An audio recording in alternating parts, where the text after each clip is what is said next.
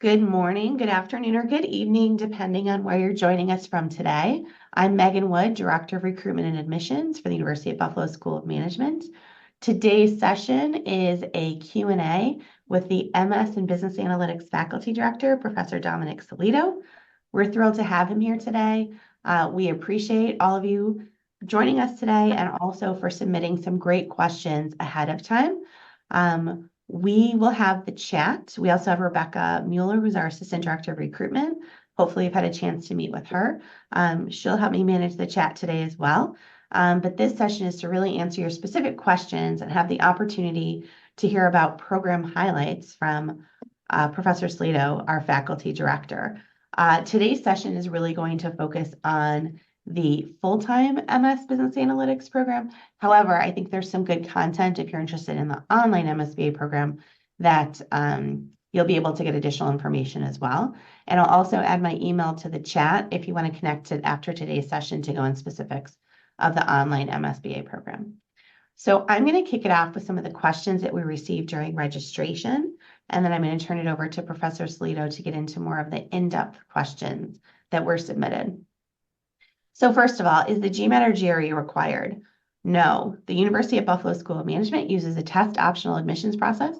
You may upload a GMAT or GRE score report to your application, but you're not required to do so. Is the application fee waived? No, we do not offer application fee waivers. The application fee is $100. And we always like to say graduate school is really an investment in yourself and your future career trajectory. So $100 is a pretty great investment in what this program can bring to you in your job placement prospects. How long is the program and when do classes begin? The program is 11 months in length. It begins in the summer with classes beginning in early July, and then students graduate the following May. The program is a full-time in-residence program, and students take 6 credits in the summer, 12 credits in the fall, and 12 credits in the spring. Is the program STEM? Absolutely. The MSBA program is STEM designated, which provides an additional 24 months of optional practicum training, also known as OPT. So we had a question about course prerequisites and is work experience required? No, they are not course prerequisites, and work experience isn't required to apply. But at this point, I'll ask Professor Sellitto to provide some detail on what competitive applicants bring to the program. Professor Sellitto? Perfect. Let me just share my screen here. If my computer would cooperate, bear with me, everybody. All right. So we often get this question. Oh, by the way, hi. I'm Dominic. I am the faculty director of the program, and I also naturally am one of the professors in the program. You will encounter me throughout your time in the program, both from just a general kind of administrative perspective. Obviously, when you apply, I review all of your applications and get a chance to really get to know you all. And then throughout the program, you'll be taking various courses with me, culminating in your practicum, which is the capstone of the program, where you really get to demonstrate your abilities through the lens of a super cool project. One of the questions that I would definitely have if I were you, but that most students and prospective students tend to have is, it's one of two things. It's I have no experience. I'm a fresher. What am I going to do here? Is this the right program for me? And then on the other end of the spectrum, it's I have a decade of experience. What is this program going to do for me? And I can tell you confidently that in every class, every year that we have people with no experience coming straight from undergrad, and we have people with 10 plus years of experience. I think we had one individual last year who had 30 years of work experience coming back to school. And what I would really say is graduate school is a little bit different in many ways, and the business analytics program is different in many ways in that, regardless of where you sit in your experience level, the program is designed to give you hands-on exposure to real-time tech. That means that we are working in the latest frontiers of machine learning and data visualization and storytelling. That means that we have students working on generative AI and things like that. And that means that we have to prepare students who don't have that experience and get the existing professionals who maybe haven't had a chance yet in their workday to experience these applications and these new technologies to get engaged. And so, no, you don't need to go and take any coursework prior to coming here. We have people from business and computer science backgrounds, obviously, but we have just as many people from chemical engineering and marketing and architecture and psychology and biotech. We've had medical doctors join our program before. There is no what is the right profile for this. The only right profile for this particular program is that you are interested in the topic, right? Obviously, and it should go without saying, but I see a lot of people that are kind of like they're not sure and they're choosing. The biggest prerequisite is, does data interest you? If working with data to solve problems interests you, whatever form that may take, whether that's deep, deep tech like Python and algorithmic views, or if that's something a little bit more simple, like trying to just improve a process workflow in a hospital, right? These are the different avenues that the program can take, right? And so, no, 0 years, 10 years, 50 years, 1,000 years of experience, it's not going to make a difference. What's really cool about it is that regardless of where you sit on that work experience spectrum or where you come from as a background, the class demographic is so varied that you will have an opportunity to learn from one another. And I know that sounds really cliche, but I need you to just trust me on this one.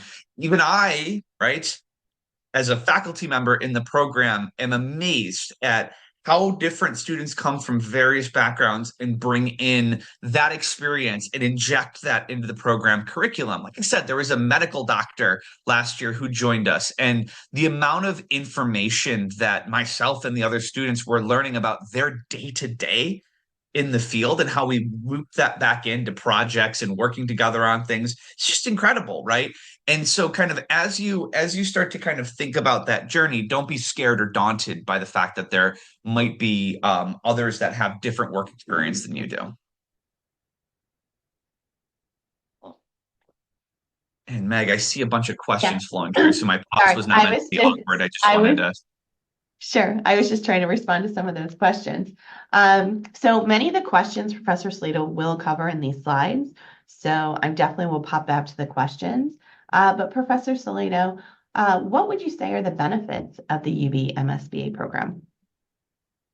Yeah, so it's so this is always a moving target, and this is the really cool thing. Our program, if you've looked at our curriculum map, is interesting in that it's one of the most flexible journeys in a master's program that I've had the privilege of ever seeing. I come from industry, by the way. My background is not academia by trade. I am a UB master's program graduate, but I worked in consulting for a lot of years and then kind of came back into the academic lifestyle. So I love, and one of my big focal points on this is because I'm a consultant by trade, we treat it like it's a consulting firm, right? You have an outcome in mind.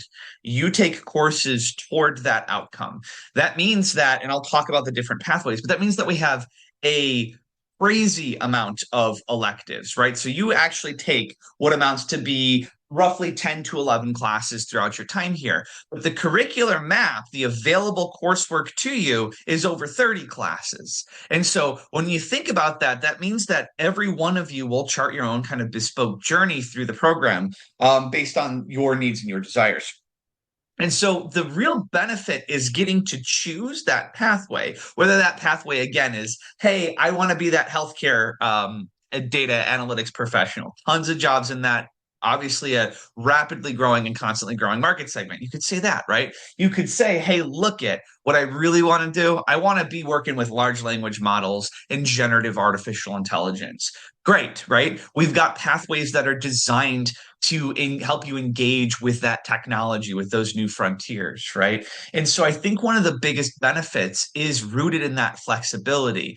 And that flexibility also allows us to pivot. So, every week it seems there's a new advancement in generative AI, right? New technologies, new platforms, new ways to engage, new algorithms, new methodologies for building these awesome models that are driving the future.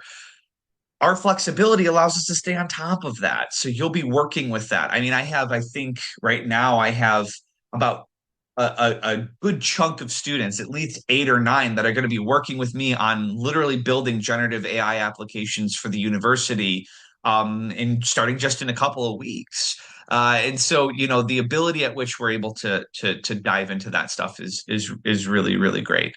So I think that would be one of the main benefits is if I had to say. Absolutely. Thanks, Professor Slato. Can you provide a little bit more details on the curriculum? And we actually had a specific question on if students should know coding coming into this program and if any coding will be taught as part of this program. Okay, so before we get into the curriculum, I will talk about the coding aspect because that's always a really good point to ask. There are 2 questions there. One is, do we need to know coding prior to coming in? The answer is no. 2, will we learn coding while we're there? The answer is yes. You will learn depending on your pathway, right? You will learn various coding languages. You'll probably start your program depending on the coursework you take with R and SQL, and then you'll dive into Python later on. You'll probably also, depending on your coursework, you may engage with other programming languages. You may be doing some SAS programming, depending on what coursework you take. You're probably also going to engage with Visual Basic at some point, depending on that. And so you'll have the opportunity to dive pretty deep into programming languages. But on the flip side of that, if you're the type of person who's like, oh boy, geez, I really don't want to do any more coding than I absolutely have to, then you can avoid those electives and we'll help you to do that. But there is going to be a basic amount of coding that you will learn that we won't presuppose you already have, right? We do a job market analysis every 6 months to make sure that everything's current in the program. And one thing is always stable, regardless of how everything changes in the marketplace. 95+% of the jobs out of 20,000 jobs that we pull, job postings we pull every single time, SQL is mentioned as the top skill. So you can bet that at a bare minimum, you will leave here knowing SQL at a pretty deep level. If you already know SQL, great. We'll help you deepen that expertise and broaden your horizons on that front. So that's the coding aspect. Meg, does it make sense for me to? I see a bunch of questions coming through. Yeah, So I'm trying to manage the questions. So there was a couple questions specifically about machine learning. So I'm not sure if you can talk to this part of the curriculum or if you want to address that separately. yeah, let me see if I can just bear with me. Let me see if I can find the ML course. I just want to find the ones that are like about specialized in machine learning. I offer internships or jobs not specific to ML. Okay, so I'm going to see this. So I'm going to see this a lot of different places, and I'm just going to. So everybody who's asking questions about machine learning and curriculum and internships, let me talk about curriculum because I think that will, as a broad stroke, answer and address all of your kind of questions on that. And then there is a question: how is UB's master's program different and better from other universities? I'll get into that as well. Obviously, I carry a little bit of bias. Um, so I'm happy to kind of push you to do some research on that. But I think I'll let our statistics on where our students are landing and the jobs and the salaries that they're getting kind of speak for themselves a little bit later on why our program is a good fit.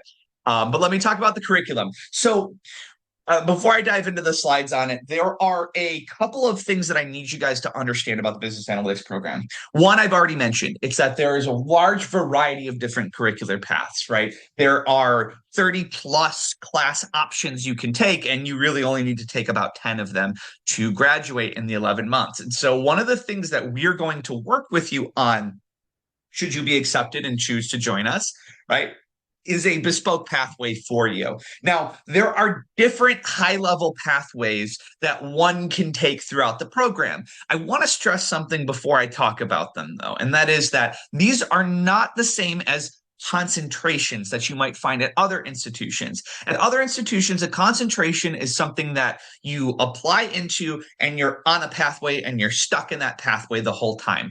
I and us at the School of Management here in the MS Business Analytics program don't really think that that's the optimal way to approach this specific degree program. The reason is A data program is all about exploration, right? Finding what fits for you.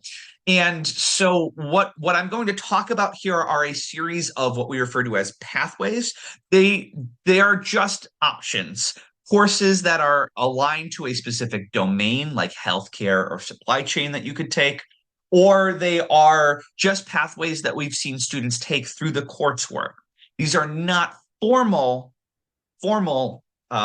concentrations or anything like that. And students will take some of them and deviate from them. But I just kind of want to show you what some of our students take and where they wind up.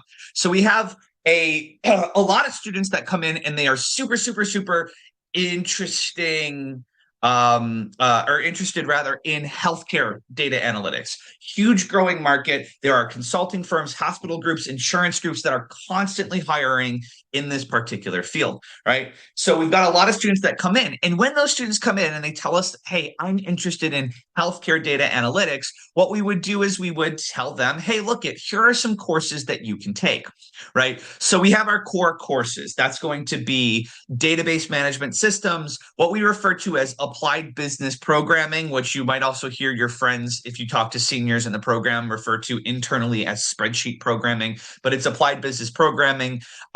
And then you'll also take a statistics course. That's table stakes. Sorry, friends, everything with data is about statistics.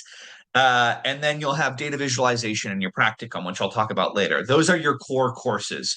Then on top of that, you have what's referred to as Flex Core. This is 3 courses, and you can choose 2 of them, or you can choose all 3 if you want, but you have to choose a minimum of 2 of them: predictive analytics, prescriptive analytics, and data modeling. And then on top of that is all of your sort of elective coursework. Every student in the program has to take one of what we refer to as an applied domain course. What is an applied domain course? Well, an applied domain course really is this understanding that it is not enough for you to know how to use Tableau. It is not enough for you to know how to build a database. You must know how to apply that to solve a problem in a business. Otherwise, you're just doing data analysis for the sake of it, and that's not going to provide you nearly any value for any organization. You want to be solving problems. And so through the program, you will select one applied domain at least, right? Bare minimum. The rest you can take as electives if you really want to explore more. That are aligned to a specific business domain. So this one is healthcare analytics. In healthcare analytics, for example, I co-teach that course with the head of a local physicians group, right? And so what we do is we get about 10 million records of real actual healthcare data, and you work with that company to solve problems, right? There are other more kind of business of healthcare, healthcare economics, health policy style courses if you really want to dive deeper into healthcare. Let's say you're interested in supply chain. Again, there's a core supply chain analytics course. And then there are other operations and service management, logistics management, production and inventory planning, and business forecasting that can really help you to dive deep into that topic area. Financial data analysts. We've got quantitative methods in finance, financial modeling, and financial policies and strategies if you want to take them. Data engineering, if you want to be if you want to be more focused on a kind of the more data architecture, moving data, transforming data, data integration, then we've got cloud data warehousing and data engineering as a course. We've got programming for data scientists as a course, and optimizing machine learning models. So my friends who are asking about machine learning, you can take these courses that are really, really structured around that more kind of deeper data science route. All right. There are even deeper courses in the data science path, right, that are about social network analytics and prescriptive analytics and things that really dive deep into this whole idea that we want to make these awesome algorithms and systems to classify and predict things, but we also want to make them efficient, right, and lean. And so this pathway is designed to help you on that front. Marketing is a big one. Lots of our students come in and they want to do digital marketing analytics and all of these different great courses on web analytics for e-commerce and consumer behavior, and really become that marketing analyst. We've got cybersecurity as a pathway, budding pathway. Think about it, all this advancements in AI, who's securing them? So we need data scientists to really dive into the cybersecurity side of things. And then there are a ton of other pathways, right? We added people analytics, which is human resources focused and all about organizational resource planning, right? For people who really want to dive into how is it that we construct an optimal business, and how do we staff that business appropriately. We added sports analytics, which I'm really excited about. That launches in just a couple of weeks, co-taught with an individual who runs analytics for a major national sports team here in the US. And so we've got a lot of courses that are available to you as you kind of go through. Now, there is one thing that I want to mention that you won't see in our curricular map, and I'm going to describe to you why, right? A lot of MSBA programs, a lot of graduate programs in general are typically your 2-year route, right? At least the in-residence one, right? You start in 1 year, you go through 1 year, you have an internship in between years 1 and 2, and then you have the second year. We do not have a 2-year program, right? It is an 11-month program. That means you do not have an internship as part of this program, period. Right now, I'm going to talk to you a little bit about why that doesn't make as much of a difference post pandemic as it did pre pandemic.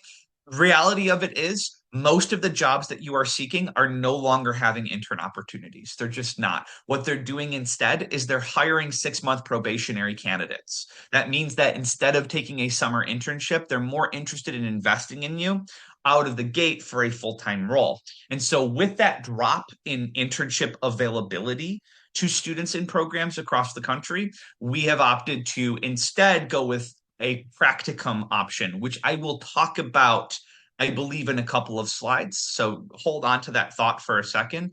But this is also partially driven by issues that students have faced, right, when they're trying to seek internships. Especially think about it if you're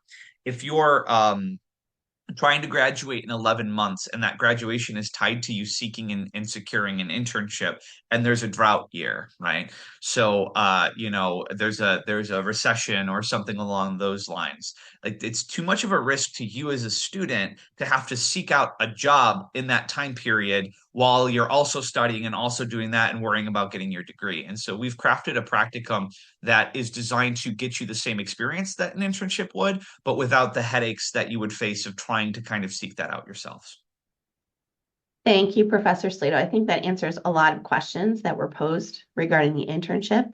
So I hope everyone took note of what Professor Slato just mentioned. Next question, Professor Slato, is what type of professional development is offered in addition to the coursework? Yeah, a lot. So much in fact that unfortunately some of our students are have actually struggled because they're getting involved in so much other on-campus work that they're struggling to find the time to do all the things that they want to do on campus alongside all the things they want to do in their coursework. I'll stress that's a really good problem to have, incidentally. But one of the biggest things that our students tend to participate in is our Blackstone Launchpad. Our Blackstone Launchpad within the university is this outstanding unit that is really around entrepreneurship and building new businesses and cultivating new and innovative ideas. A number of our MS Business Analytics students have won prizes this year from Blackstone Launchpad for the ideas that they've pitched and are currently working on bringing products to market through this kind of supported ecosystem. And so Blackstone Launchpad is just an unbelievable resource that a lot of our students use.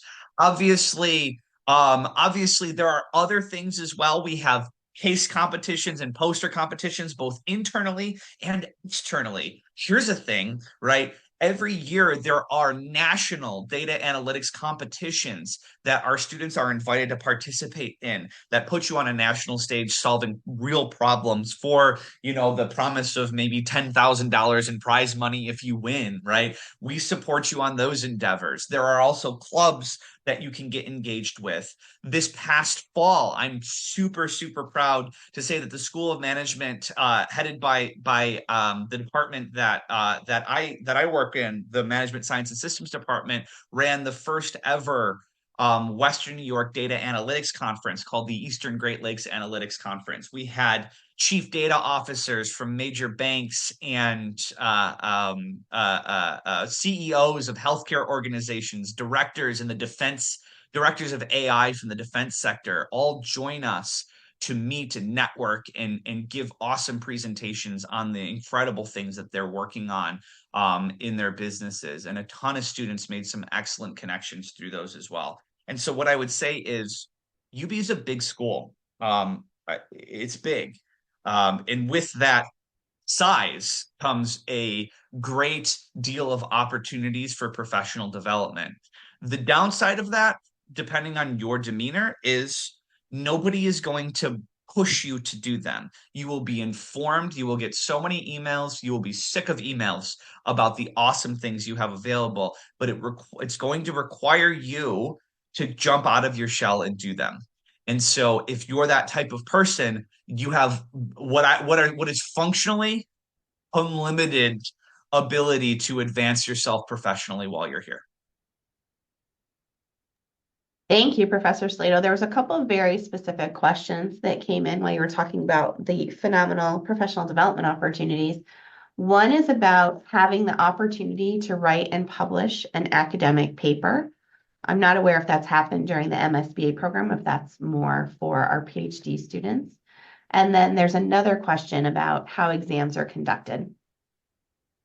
Okay, so the research side of things, we do have students depending. So I'm going to put a big asterisk, a caveat on this, right? When it comes to research and publishing and things like that, there are a lot of variables, starting with what research is currently ongoing, what stage it's at when you arrive, whether or not you're interested in it, whether or not there's space on the research team, et cetera, et cetera, et cetera, right? And then when it comes to publishing a paper can be a multi-year, journey. We've got faculty that'll work on research for 3+ years before publishing certain outcomes, right? So keep that in mind. That said, do we have students that participate on research? Yeah, totally, all the time, right?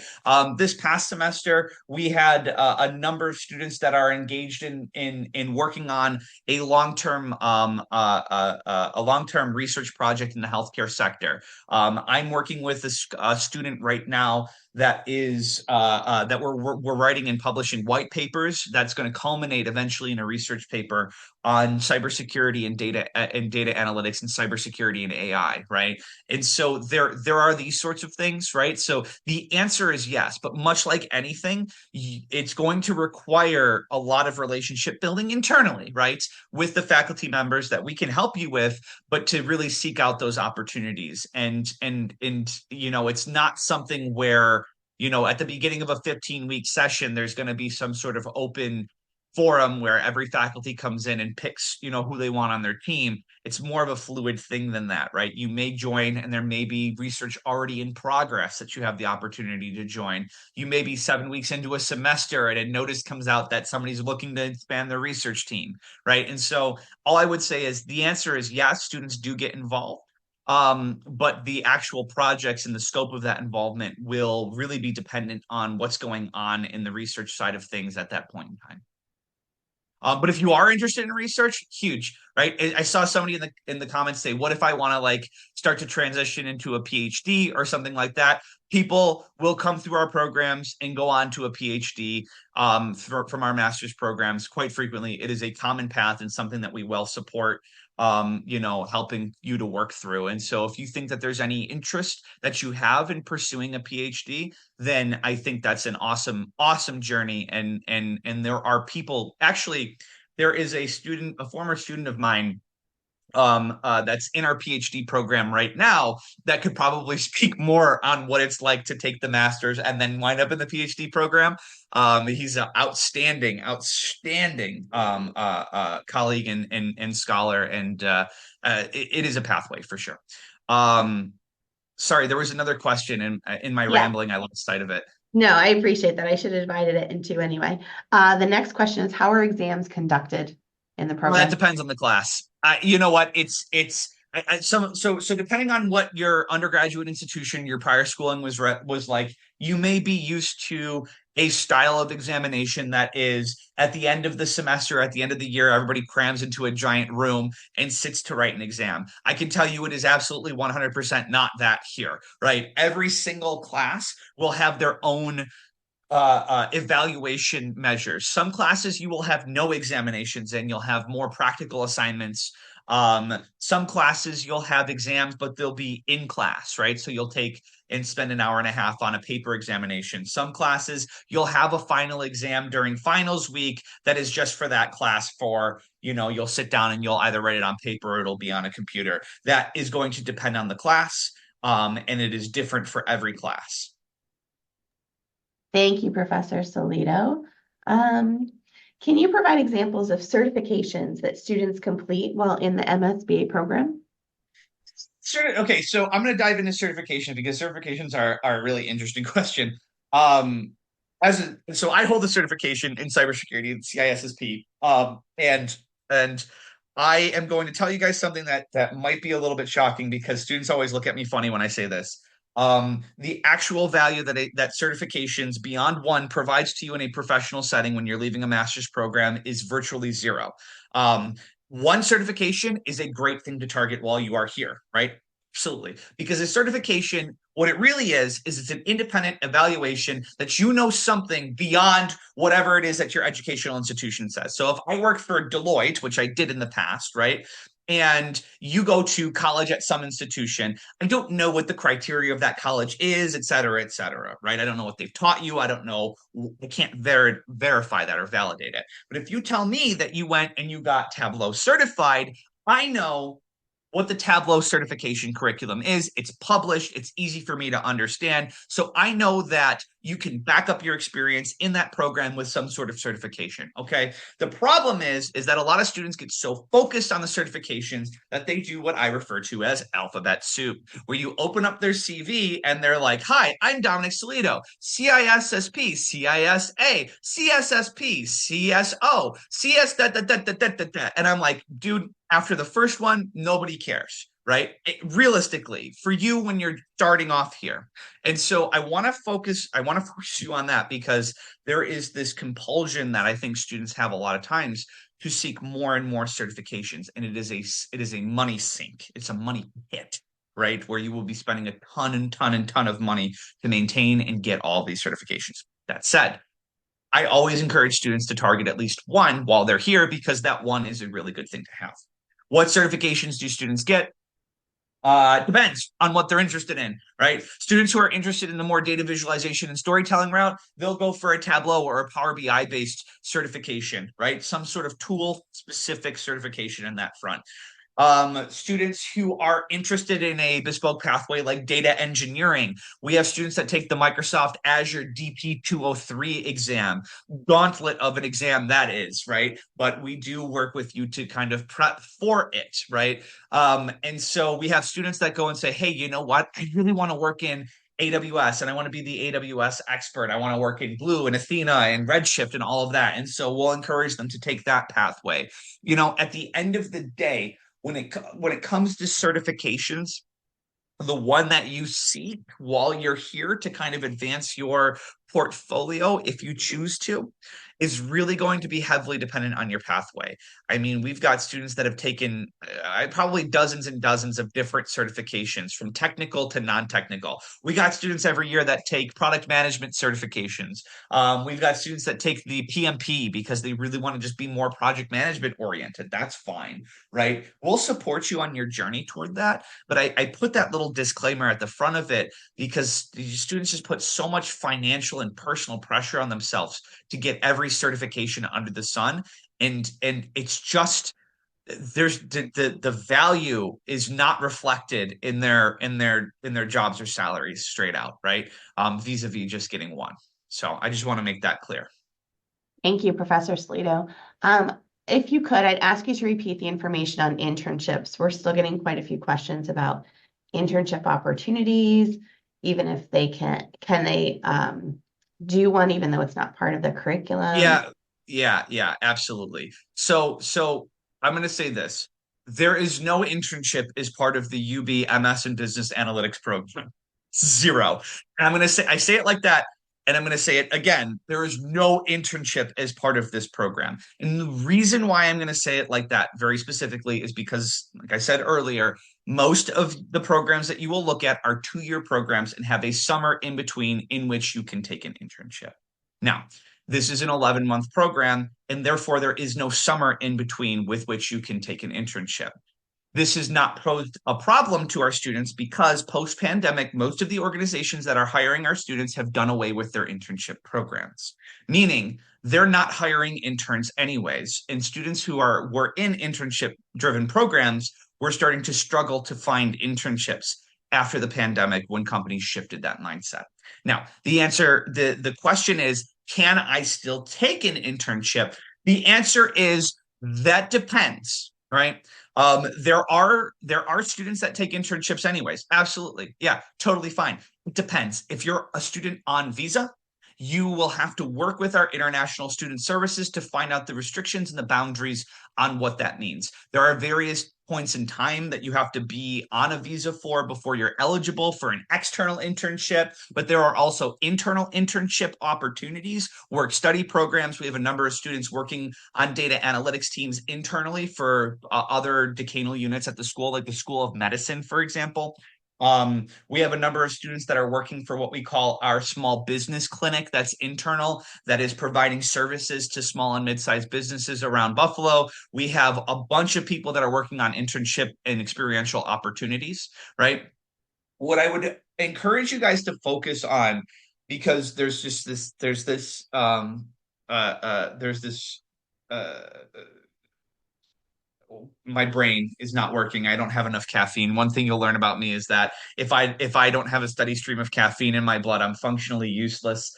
Um, one thing that's a common theme is that I see people focusing on internship, and I'll ask them the question, what are you looking for in an internship? And there are really two things that students tend to look for in an internship, right? When they get an internship. One is to build a reputation and connections with a company that they can hopefully inevitably get a job with. And two is to build real world practical experience, right? Those are the two reasons why one would seek an internship through while they're in school, right?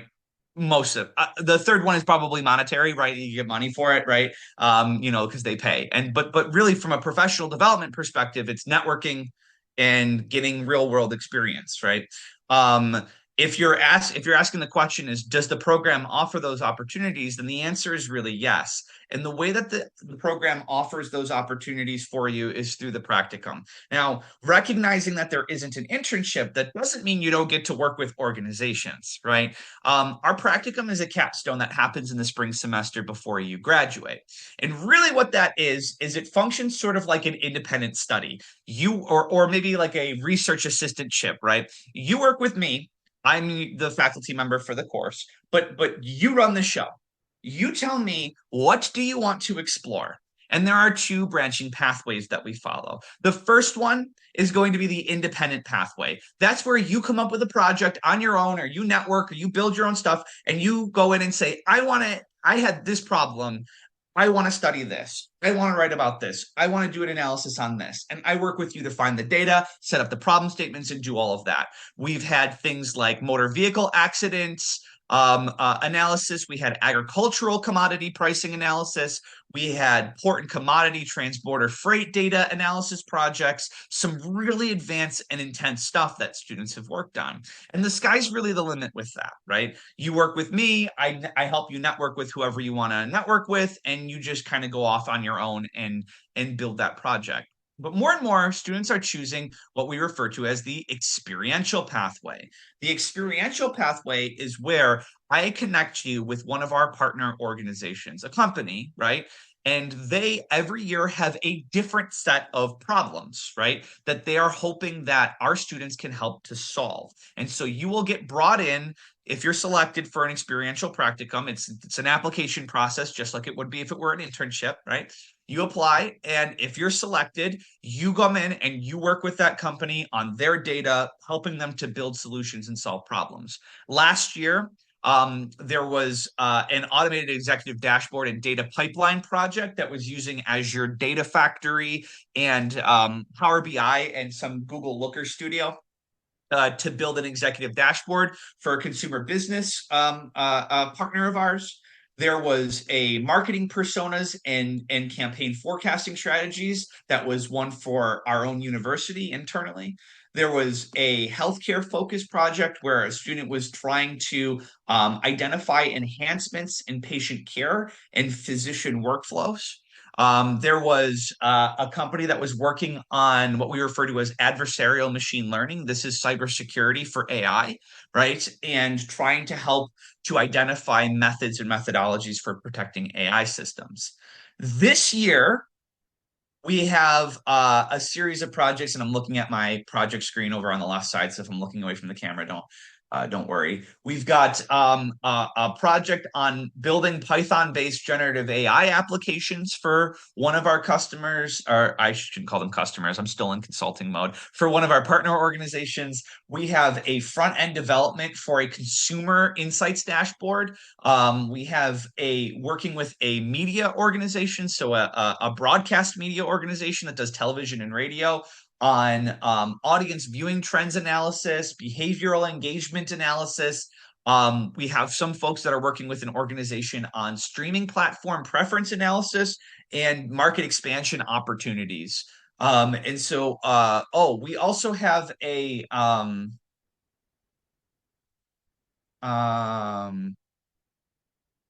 Oh, we also have another one that is with regard to a helping to enhance the international student experience in the United States, and so that's more of a national project that has to do with that. So there's a lot. Thank, Um, uh, thank you, Professor Slato. So I hope that alleviates the concerns regarding the internship because there's so many opportunities through this practicum to gain the experience. So again, working admitted students would work with Professor Slato. You also, I had a question about support. So the MSBA program, you'll have a dedicated career advisor through our Career Resource Center. You will also have a dedicated academic advisor in the graduate programs office. Obviously, Professor Slato is a phenomenal reference as well. So you really do have this dedicated team that will help you, discuss your career goals and then determine which classes would be the best fit based on those goals, along with the practicum opportunities. Generally, classes are 8 to 5, but again, you can visit our curriculum planner on the website, and then below that is a link to our catalog, and you can kind of view some additional detail, but it's a full-time program, so classes are generally 8 to 5. Let's see what other questions we had come in that were submitted.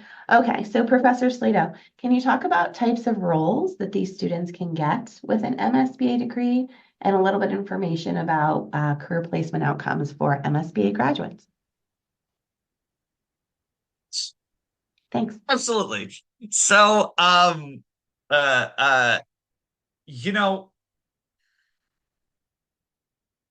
one it, one of the things that you'll hear about kind of on the news a lot over the past sort of year or so is how all these companies are having layoffs and doing this and doing that. And I can imagine, especially kind of starting a new program, that might be stressful.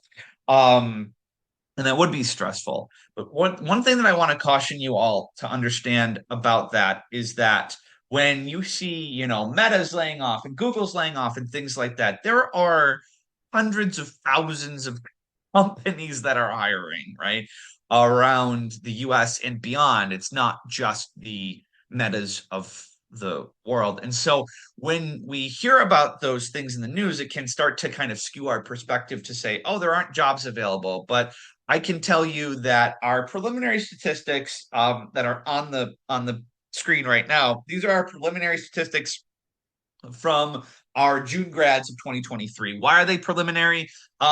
It's not because they're not finalized, it's because they're preliminary until our Career Resource Center does all the final checks and double and triple checks them. And so there's a little asterisk around these, and that's just because they're not final until necessarily February, but they were the final collection date was last week for them, and so I'm pretty confident that these aren't changing.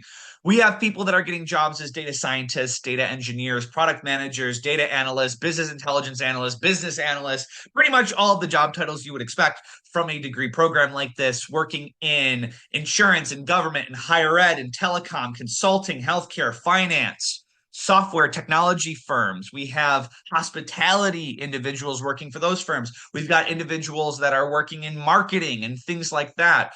And then we've got about, again, this is the grain of salt part, and I'll talk about why for a second, the salaries. Um, when I tell you the average salary is $92,000, that means that the average salary of students that graduate, get their jobs, and report back a salary to us is $92,000. The one thing I need you to understand, if you're not used to the job market in the United States, is that the salary is directly linked to where you live.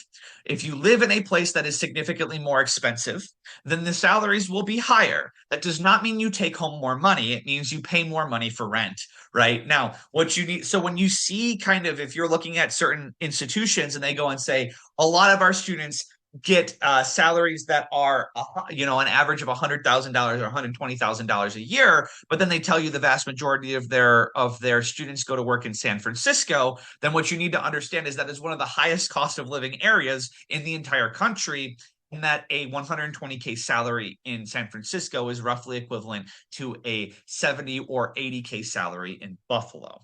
And so these are things that I'm dovetailing into our wonderful Career Resource Center that is available to all students throughout and beyond your time with us, right? As a student, that will help you to navigate what is the best fit for you personally and financially and career-wise to find the right fit for you. But yes, companies are sponsoring. Yes, the salaries are pretty darn good for the students. Yes, they're getting salaries and getting jobs in all of these different verticals and beyond. Yes, there are jobs available. It just depends on what you want to do. And the sooner we find that out, right, the sooner you figure out what it is that you're really passionate about, the sooner we can start helping you to network with those organizations and building your profile and your portfolio of projects to match. Right. And so if you're thinking about one thing, I know I said no pre-work, right? But if you had the time to think about one thing, it's think about where you want to be, right? When you graduate, think about what your ideal role is. And then we can start crafting it from there to make sure you're ready for these opportunities when they come knocking. Thank you so much, Professor Sellitto. We've had some questions on tuition fees and scholarships, so I'd like to address that as we're nearing our end time. So a graduate program is definitely an investment in yourself and future career prospects and income. Current New York State resident tuition fees are estimated at $18,900 per year for the program. Non-resident tuition fees are estimated at $35,300 for the program. At this time, we do offer some scholarships to our most competitive applicants. But again, it's really based on the overall applicant pool, which is very competitive, and then they're all merit-based scholarships. But students can also secure assistantship positions or on-campus employment. Admitted students are provided with a link to go to our Central Career Design Center, where assistantship positions and on-campus employment positions are posted. You can also review loan and funding opportunities on the Funding Your Degree webpage as well. So at this point, I think Professor Sellitto has covered all of the questions in the chat throughout his presentation. So current, If I could, there's one sure, question that buckets off of the current student's full-time opportunity yeah, status. yeah. Here's one thing to note for any students that are kind of like, hey, when does the job searching actually happen? In the US, from our graduate programs and from most graduate programs in general, the actual student job market starts around March and runs through May, right? May and June. And so right now, students are still in the networking and building stages, the vast majority of them. Some of them would have jobs, right, lined up and would already have applied and things like that. But for the most part, it's important to understand that most of the companies don't start posting their grad job roles until around March. Thank you, Professor Slato. In terms of touching on what makes a competitive applicant, this webinar is being recorded. So once it's transcribed, we'll be sending it to you so you can watch it again in detail. But again, really, we have applicants from a variety of different walks of life in terms of experience and educational backgrounds. There really just needs to be a desire to work with data, and also having experience working in data is a plus as well. There's no course prerequisites for this program. There's no work experience prerequisites. But again, looking at, competitive placement post-graduation, having work experience coming into the program can be beneficial. But Professor Slato, do you want to just recap any of that in terms of what makes a competitive applicant? Yeah, so here's the deal. Obviously a competitive applicant has excelled in their undergraduate coursework, particularly coursework that has a quantitative angle to it. Things like statistics and any other analytics courses and things like that. If you don't have those, then what would make a competitive applicant is some additional demonstration that you've explored this topic, right? One of the things that's really hard for me, is when I see somebody without a statistical or tech or comp sci or business background is what interests you? Why are you interested in this program? Have you ever had any experience with any of this stuff? A lot of people will go and they'll go and take a quick, badge on, a quick Google BigQuery badge or a generative AI badge or a Tableau one or something that they kind of go in and say, okay, well, I did a little bit of exposure to this. I got a little bit of exposure to this and I really liked it. Something that demonstrates why you're interested in this. Because the one thing I would hate is for you to get here and then figure out you hate it, right? And you hate data and you hate analytics. That's the worst possible outcome for you, right? And so I need to be able to understand that you're interested. Now, if you're sitting there and you're saying, gosh, my undergraduate stuff, not so great, right? But it's not so great, but I had this. That's what the personal statement is for, right? Talk about it. Describe to us. If you're not sure and you feel like you maybe have a soft application, it's not as great as you wish it would be, or you didn't perform as well as you thought you did in undergraduate. That's what the personal statements allows you to explore. Why? Why? What are you going to do differently when you get here, right? If you didn't do a great job in your past schooling, what about this opportunity is going to be important for you, right? Why is this going to work? For you, and why are you interested, and what led you here in your career to make this shift, right? And so a holistic application, it's not just going to be that I look at your GPA and the committee looks at your GPA, right? It's going to be, or your years of work experience, it's going to be everything together. And so make sure that you're kind of honing in on those things and demonstrating why it is that you're interested in this and why you want to be here. Excellent. Oh, also one other quick tip. uh there's been an increase in people using a certain friend of ours to write their personal statements for them, and I would like to be the first, perhaps, to let prospective students know that it is blatantly obvious when you just type a prompt into ChatGPT and ask it to write your personal statement for you and don't edit it in any way, shape, or form. And that happens when I get a personal statement that says something like, I cannot wait to join uh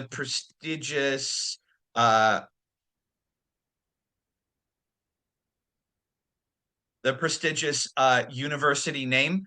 And so my big feedback to you, if you are applying for any sort of program anywhere, proofread your stuff before you submit it. Because when we get something like that, it is really difficult for our committee to take your application seriously. I know it's tough. I know you're applying for a lot of places, and accelerators are very important to that. But just make sure that you are proofreading things, because those types of mistakes do tend to weigh down applications quite a bit. That's just a small little tip or feedback. Great feedback. So I think that we've covered a lot of ground in today's session. So I really want to thank all of you for attending. Thanks for submitting questions ahead of time. And thank you to Professor Sellitto for providing such great and detailed information on our MSBA program. Again, this session's being recorded, so once it's edited, we'll be able to share it with you in about a week, sometimes less. So you can look for that information. If you have additional questions, please feel free to reach out to any of us. Also, Rebecca has one-on-one advising appointments. We offer information sessions every week. We have an information session you can watch on demand in our digital library as well. So quick question before we go, because Professor Sellitto answers this question all the time. Can you provide a little bit more detail regarding the difference between the Master's in Management Information Systems and the Master's in Business Analytics? Super simple. One sentence. Are you interested in IT management, or are you interested in data analytics?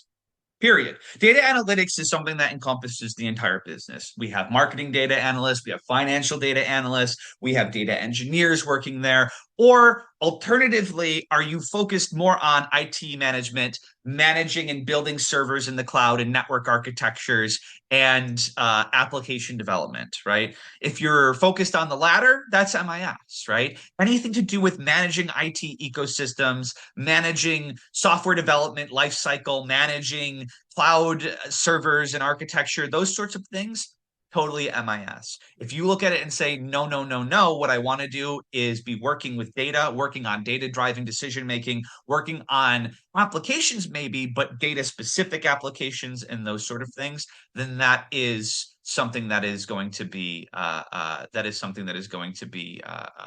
MSBA. And so they complement one another, the programs, and you'll see some overlap in the coursework, but that is the biggest difference, right? So I hope that helps to clarify. Yes, thank you so much, Professor Sellitto. We had a couple last questions. In regarding to the GPA trend of the current batch, applications are viewed holistically. So you can be sure that our admissions committee reviews your resume in detail. They will be reviewing your transcript in detail, including the classes you've taken, the grades you received in those classes, if there was, progressive improvement, if it was off to a rough start. So in regards to GPA, I really don't want to get into. I can provide averages for admitted students, but I just want you to know that the application is viewed holistically. And it doesn't. I much respect to the desire to have the statistics on that in terms of averages and things like that. But one of the things that we learned pretty quickly are, why is the average going to be important to us in there? And in that case, if you're wondering, is the average important because I'm wondering if I'm going to be admitted? Then what I would say is, if you're worried about your GPA, then focus on some of those other aspects of your application that you can bolster up: the personal statement, the additional stuff in your resume, and the additional stuff that you can do to kind of demonstrate your interest to create that more holistic app. Great. Thank you, Professor Sellitto. With that, I think we will sign off. We're just a minute before 10. And thank you again all for joining today. Thanks for the great questions. It was a really lively chat. And thank you to Professor Sellitto and Rebecca for joining me today. Again, final international applicant deadline is February 15th. Still plenty of time. Our final domestic application deadline is May 1st. So if you haven't started the application, please do so and get it in by those deadlines. If you've already started, please just get everything in. And again, follow up with us with any questions. Thanks so much. Have a wonderful day or evening. Bye-bye.